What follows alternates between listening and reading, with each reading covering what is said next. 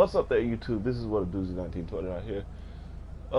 Right now I have a sore throat, so I'm gonna try to do this as quickly as possible without without straining my voice. So, to get us started, look at this car that we're in right now. This is an awesome coupe, or should I say coupe if you're in the other side of the pond. But either way, it's the same. This car is really cool. This is the Inverto Coquette Classic, and this car is so awesome to drive. This has got to be one of the most funnest cars to ever drive on this game. It's really cool. So, like I do in all of my videos, I give you specs, I give you history about all the cars that I do on this game. Now, not all my stuff is going to be 100% accurate, so please don't be posting rude stuff on there saying, oh, this is wrong, you're supposed to do well. Not all my stuff is 100% correct, so I'm going to just say, screw you out. Anyway, let's get started. Now, the Inverto Coquette Classic is based off one of General Motors' iconic vehicles, my fault, and that is the Corvette C2. Now, the Corvette C2 was introduced in 1963 and is one of the most iconic Corvettes out of all the Corvettes made throughout its over 60 years in production. The the C2, basically it was designed by General Motors' most top-end designers, Bill Mitchell. Bill Mitchell was probably one of General Motors', like I said, best designers for their cars. He designed lots of wonderful, elegant cars that General Motors has brought out throughout the decades, including the Buick Riviera, the Cadillac Seville, of course the Corvette C2, and the Camaro from 1970, if I'm correct. So Bill Mitchell knew what he was doing. The Corvette, basically from 1963, is, like I said, very famous, very popular, and that's due to the fact that this thing had a brand new design, brand new makeover, brand new engine. This thing featured a 427 V8, which can push this thing from 0 to 60 in around 7 seconds.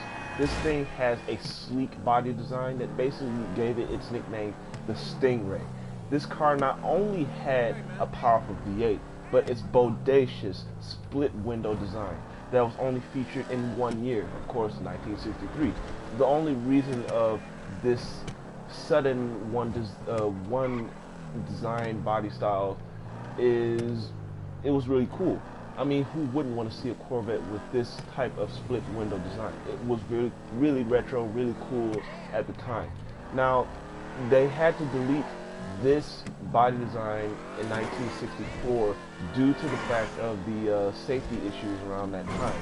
So they had to delete the split window design of the Corvette, but they still kept the overall design of the car. They still kept the engine. They still kept the engine configurations. They just had to get rid of that split window.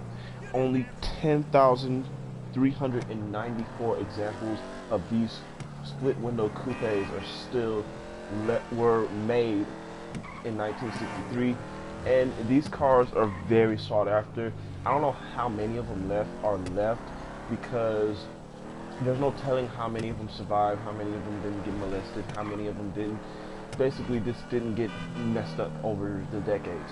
So there's no telling how many of them are still left. They're still very sought after. They're very collectible, and some that are in pristine condition can fetch over 6 figures.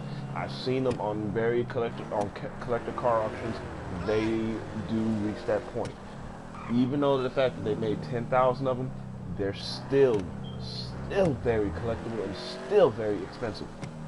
Now, the Coquette Classic, like I said, is based off the split window Corvette C2. This car is so cool.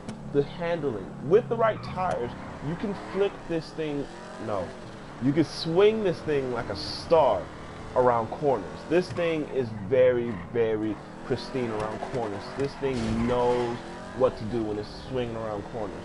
With the right tires, like I said. Now, if you got, let's say, lowrider tires, you can really swing through corners. Now, This thing has a very powerful V8. The 0 to 60 timing of this car is a mind-numbing 3.46 seconds, and the timing from 0 to 100 miles an hour is a staggering 5.85 seconds. So this thing can really get up and go. Now I wonder why you're wondering why I'm rambling around while I'm stopping. Well, I'm reading the script, so and try to make things more quicker. So this thing has a base price tag of around $665,000, and to me, is it worth it? Yes, it's worth it. This car is worth every penny. This thing can flick through corners like crazy. The performance is out of mind. This thing is really cool, and with the optional customizations on it, now like I said, this thing doesn't have any major customizations, but the only major part of this car that you can customize is you can turn this thing from a coupe to a roadster, and you can get the roof removed. So again, is this car worth it? Yes, but it depends on who wants the car. If you're interested in sports classics and want a car like this, hey, this is the car. This thing is really quick. Its handling is very pristine. This thing can swing through corners like crazy, and this thing can get away from a lot of sports cars. This thing is really quick, thus giving its name, for me, in my term, the funnest sports car, the funnest car in the game. My fault. This car is really fun to drive, and I think everyone should have this car. It's really cool. So please go and buy this car. And I know this car's been out for about 2 years or so, but if you don't have this car, please go buy this car, because this car is really cool. I've owned this car for a long time, and I enjoy drifting and going through corners with this car. Now I know I'm probably not doing it right now, but there's a lot of traffic. So that's enough for the Coquette Classic. This car is really awesome. In the next episode, I'm actually going to say what car we're going to do. And this time, it's going to be something newer. This is going to be the Ubermacht Sentinel convertible. I'll see you guys in the next episode, probably in around a few minutes. So let's get started.